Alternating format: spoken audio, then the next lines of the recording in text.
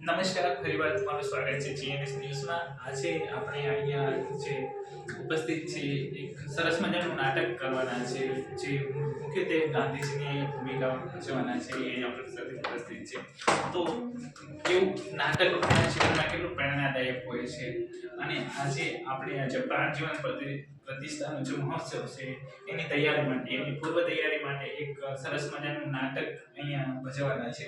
એના મુખ્ય પાત્ર તરીકે મહાત્મા ગાંધી અહીંયા મુખ્ય પાત્ર છે. તમે જોઈ શકો છો તો કઈ રીતે એક ઉત્સાહ જે ગાંધીજીનો એક એક વાતાવરણ ઊભું થાય એ માટે અહીંયા અલગ અલગ પ્રકારના નાટકો, ગીત, સત્ય અહિંસા જેવા અનેક પ્રકારના મંત્રોનો ઉચ્ચાર કરવામાં આવે છે. તો એવું જ અહીંયા એક નાટક છે ગાંધીજી વિશે. તમે થોડુંક જણાવશો કે કઈ રીતે એ ગાંધીજીના આપણે કઈ રીતે જીવનમાં ઉપયોગી છે ગાંધીજીના વિચારો આપણા ભણતરમાં, આપણા એજ્યુકેશનમાં?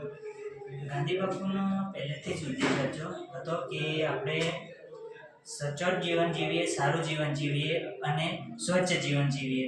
એટલે જ ગાંધી બાપુ પહેલાથી જ કે સ્વચ્છતા પ્રત્યે અને આપણું શિક્ષણ કેવું હોવું જોઈએ એ પહેલેના અંગ્રેજના કારણે જે શિક્ષણ મળતું હતું એના કારણે બાપુએ જે આપણા ગામડામાં હતું શિક્ષણ પેલું કે છે ને કે આપણે સ્વયં શિક્ષણ, પછી આપણે બુનિયાદી શિક્ષણ, એ રીતના જ આપણે બધાને પ્રાકૃતિક ખેતી વિશે જે પહેલાથી જ બાપુ આગ્રહ કરતા હતા અને એ કરતા હતા, એટલે આપણે જાણીએ છીએ.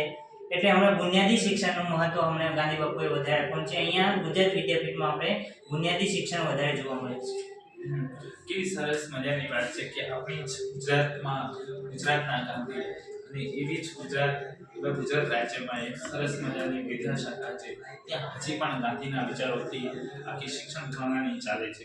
તો ગાંધીના જીવનમાં ખાલી ગુજરાત અને ભારતમાં જ નહીં, દુનિયાભરના દરેક દેશોમાં ગાંધીના વિચારોનું આચરણ થયું છે. જેમ કે આજના સમયમાં દુનિયાના દરેક દેશોમાં યુદ્ધ ચાલતા હોય છે. તો એવામાં ગાંધીજી એ સમયે કઈ રીતે અહિંસાનું પાલન કરીને સાદગી જીવન અને મુખ્યત્વે ખાદી ઉપર મેનલી એમને ભાર આપ્યો હતો. અને માતૃભાષાનું શિક્ષણ વધારે ગુજરાત અને ભારતના દરેક રાજ્યોમાં પોતાની માતૃભાષા વિશે વધારે શિક્ષણ મળે અને પોતાની જ માતૃભાષામાં જ બાળકની કલ્પનાઓ ખીલે એના માટે અલગ અલગ